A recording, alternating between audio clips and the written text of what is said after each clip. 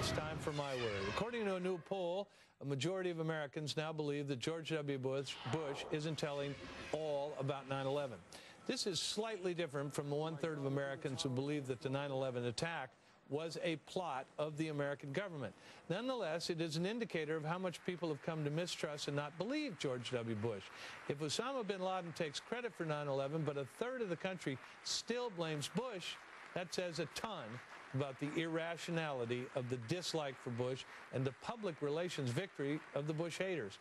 A recent Fox News poll shows that 70% of Americans think this country will be in an all-out war against radical Islam within 20 years. So I'm trying to figure this out.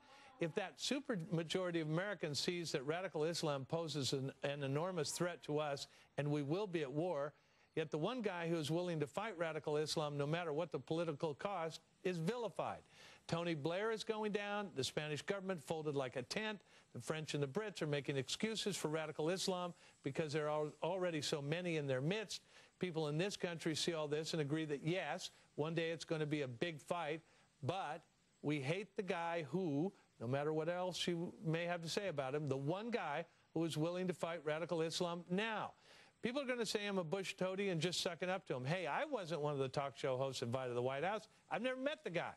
But I've also said Bush is a guy who doesn't do so well with English, and maybe he isn't the most prominent rocket scientist in the room.